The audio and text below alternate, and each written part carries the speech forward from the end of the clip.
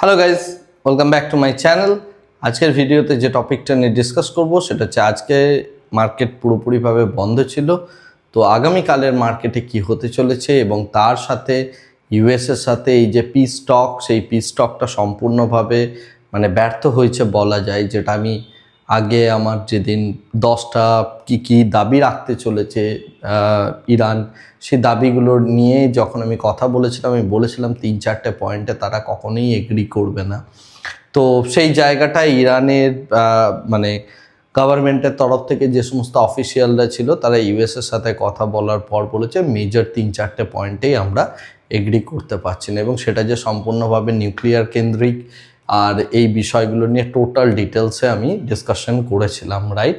তো সেই জিনিসটাই কিন্তু আমরা মার্কেটের মধ্যে দেখতে পেলাম, ডিসকাশনে দেখতে পেলাম, এবং আগামী কাল থেকে এটার একটা ইম্প্যাক্ট, স্লাইডলি একটা ইম্প্যাক্ট আগামী কাল থেকে মার্কেটের মধ্যে পড়বে।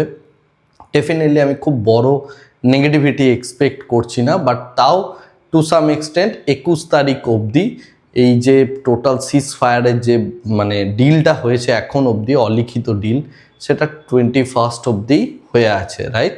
এখন ডোনাল্ড ট্রাম্প কি বলছেন এবং ইরান কি বলছেন, এই দুই পক্ষের বক্তব্যের ওপর নির্ভর করছে আগামী দিনের মার্কেটের মধ্যে বড় অ্যাব্রাপ্ট যে মোমেন্টামটা আসবে সেটা। তবে মার্কেট যে ভোলাটাইল থাকবে, এবং আমি এটাও বলেছিলাম যে 14-15 পর থেকে আপনি দেখবেন যে আবার একটা মার্কেটের মধ্যে ভোলাটিলিটি আসার ভালো একটা চান্সেস রয়েছে, রাইট?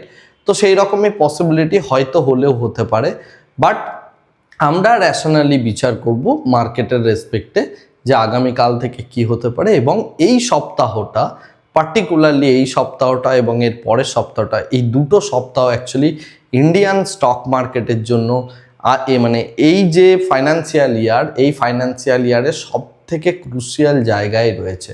তার কারণ হচ্ছে টোটাল 50-এর ওপর শেয়ার রয়েছে, অর্থাৎ স্টক রয়েছে যেগুলো লার্জ ক্যাপ সেগমেন্টের স্টক, যাদের কিন্তু কোয়ার্টারলি রেজাল্ট অ্যানাউন্সমেন্ট হবে এই উইকে।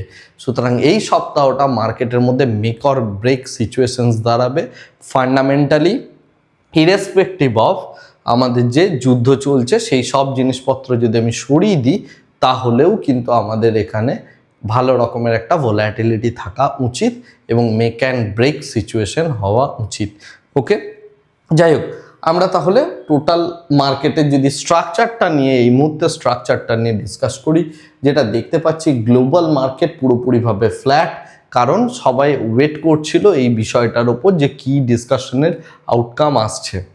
যদি এটা পরবর্তীকালে শনিবার দিনে বোঝা যায়, তাই গ্লোবাল মার্কেটের যে ওয়েটিং পিরিয়ডটা ছিল বা তারা যে ওয়েট করছে, সেটা প্রত্যেকের এই যে চেঞ্জ, সেটা দেখলেই বোঝা যাচ্ছে।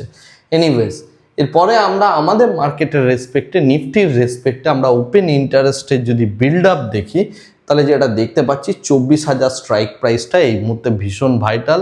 আর আমাদের এখানে রেজিস্ট্যান্স বলতে কিন্তু এই 24,500 স্ট্রং রেজিস্ট্যান্স হিসাবে থাকবে। আর এছাড়া আমরা যদি দেখি বাকি যে টোটাল পোর্শনটা রয়েছে, অর্থাৎ এইগুলো সমস্ত কিছু উইক সাপোর্ট।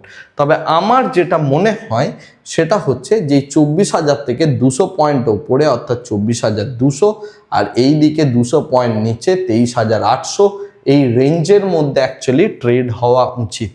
মার্কেটে এই মুহূর্তে যেটা দরকার, আপসাইড বা ডাউনসাইড যে ডাইরেকশনেই যাক না কেন মার্কেট, সেটা যেতে গেলে একটা ট্রিগার পয়েন্টের দরকার। আর সেই ট্রিগার পয়েন্টটা পজিটিভলি বা নেগেটিভলি কোন দিক থেকে অ্যাক্ট করেছে, সেটা বোঝার জন্য আমরা 24,000-এর স্ট্রাইক প্রাইসে ফার্দার বিল্ড আপ খুঁজবো, অর্থাৎ লং বিল্ড আপ কল সাইডে হচ্ছে নাকি পুট সাইডে হচ্ছে, কোন ডাইরেকশনে হচ্ছে, সেই জিনিসটা কিন্তু আমরা 24,000-এর এখানে দেখার চেষ্টা করব। যদি আমি 24,000-এর এখানে ওই বিষয়টা দেখার চেষ্টা করি, তাহলে যেটা বুঝতে পারবো যে মার্কেটের এই দোদুল্যমান ফেজটা থেকে কোন ডাইরেকশনে যাচ্ছে সেটা কিন্তু বুঝতে পারবো। এটা ওভারঅল আমরা যদি দেখি ডেটার যে স্ট্রাকচার রয়েছে, সেই ডেটা স্ট্রাকচার থেকে এই জিনিসটা আমরা দেখতে পাচ্ছি। সামনের সপ্তাহের জন্য আমাদের জন্য যে ইম্পর্টেন্ট ডেটাগুলো রিলিজ করবে, সেটা হচ্ছে মানডে আমাদের ইনফ্লেশন ডেটা রিলিজ করবে।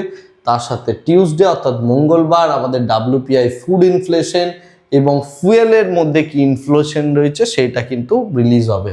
এবং তাছাড়া থার্সডে আমাদের প্যাসেঞ্জার ভেহিকেলের সেলস ডেটা রিলিজ হবে। তো এই তিনটে ডেটার ওপর অ্যাকচুয়ালি আমাদের টোটাল ফোকাসটা থাকবে এবং এই তিনটে ডেটা কিন্তু আগামী দিনে মার্কেটটাকে নিয়ে যাওয়ার জন্য এই ডেটা পয়েন্টগুলোর দিকে আমাদের নজর রাখতে হবে। নেক্সট যে বিষয়টা ইম্পর্টেন্ট সেটা হচ্ছে গ্লোবাল মার্কেট পার্সপেক্টিভ থেকে ইউএস এবং ইরানের মধ্যে যে টক হচ্ছিল বা সিজফায়ারের যে মানে এটা হয়েছে অ্যাকচুয়ালি নেগোসিয়েশনসটা হয়েছে সেটা পুরোপুরি রিস্কে চলে গিয়েছে। তার কারণ হচ্ছে যে এদের যে টকস রয়েছে সেটা পুরোপুরিভাবে কোল্যাপস করেছে। এপ্রিল 21 যে কথাটা বলছিলাম সেই অবধি কিন্তু আমাদের পুরো সিনারিওস আপাত দৃষ্টিতে দেখতে গেলে রিস্কে রয়েছে।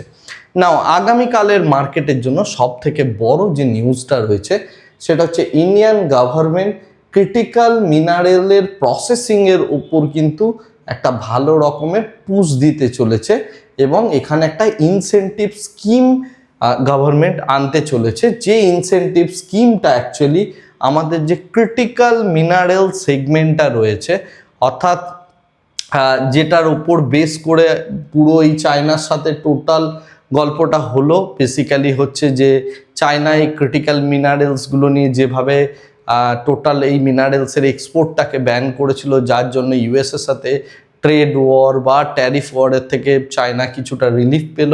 তো সেই টাইপ অফ ক্রিটিক্যাল মিনারেলসের ওপর ইন্ডিয়ান গভর্নমেন্ট এরপরে টোটালি ফোকাসড করছে।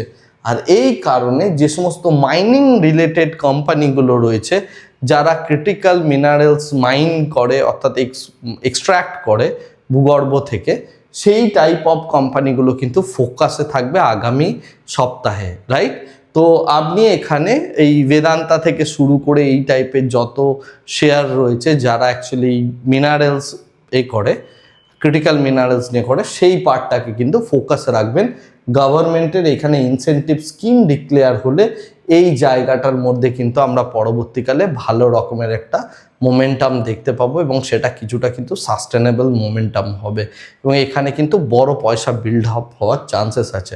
আমি কেবলমাত্র বেদান্তা বললাম বললে আপনি শুধুমাত্র বেদান্তার শেয়ারটা নিয়ে ভাববেন, এটা কিন্তু একদমই নয়।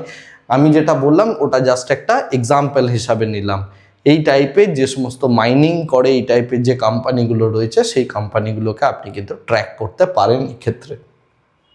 নেক্সট যে বিষয়টা ইম্পর্টেন্ট সেটা হচ্ছে ইন্ডিয়ার যে পেট্রোল ডিজেল ইত্যাদিকে বা ফুয়েল সাপ্লাইটাকে প্রোটেক্ট করার জন্য আমাদের এখানে ডিজেলের ওপর ভালো রকমের একটা মানে ডিউটি দেওয়া হয়েছে, এক্সপোর্ট ডিউটি 55 টাকা পার লিটার গভর্নমেন্ট করেছে এবং এটিএফ এর ওপর অর্থাৎ এয়ারলাইন্সের যে ফুয়েল তার ওপর 42 টাকা পার লিটার হিসাবে এর এক্সপোর্টের ওপর কিন্তু ডোমেস্টিক অ্যাভেলেবিলিটি যাতে ঠিক থাকে তার জন্য গভর্নমেন্ট এখানে কিন্তু ভালো রকমের একটা এই টাইপের একটা এক্সপোর্ট ডিউটিস কিন্তু বসিয়েছে, রাইট?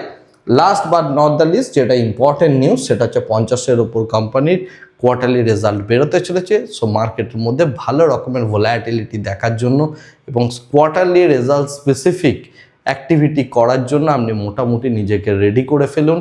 ইন্ট্রাডে বেসিসে বাই করে বা শর্ট করে আপনি এখানে পয়সা বানাতে পারবেন। ফোকাসে রাখবেন সেই সমস্ত কোম্পানিগুলোকে যেগুলোর মার্কেট আওয়ারে কোয়ার্টারলি রেজাল্ট রিলিজ করছে, তাহলে এই সমস্ত কোম্পানিগুলোকে আপনি কিন্তু ভালোভাবে পয়সা বানাতে পারবেন এই সমস্ত কোম্পানিগুলো থেকে। তার কারণ এখানে বড় বড় রকমের মোমেন্টাম আমরা কিন্তু দেখতে পাবো আগামী সপ্তাহে, রাইট? তো এই হচ্ছে টোটাল মার্কেটের স্ট্রাকচার এবং নিউজ। আগামীকালের মার্কেটটা মোটামুটিভাবে আমার মনে হয় 200 পয়েন্ট ওপরে 200 পয়েন্ট নিচে এর মধ্যে ভোলাটাইল হওয়া উচিত। ফোকাসে থাকবে crude oil, natural gas, gold and silver এবং এর মধ্যে যে কোরিলেশন সেই কোরিলেশনটাকে ধরে অ্যাকচুয়ালি ট্রেড করা উচিত এই মুহূর্তে। আর নিফটির জন্য 24,000-এর স্ট্রাইক প্রাইস, যে স্ট্রাইক প্রাইসটার মধ্যে কল সাইড বা পুট সাইড যেদিকে বিল্ড আপ হবে বা যেদিকে আনওয়াইন্ডিং হবে সেই অনুযায়ী আমাদের অ্যাক্টিভিটিটা থাকবে। এই হচ্ছে total planning for tomorrow's market. আজকের ভিডিওটাকে আর এর থেকে বেশি দীর্ঘায়িত করছি না, ভিডিওটাকে এই জায়গাতেই স্টপ করছি। Thank you very much, bye bye, tata.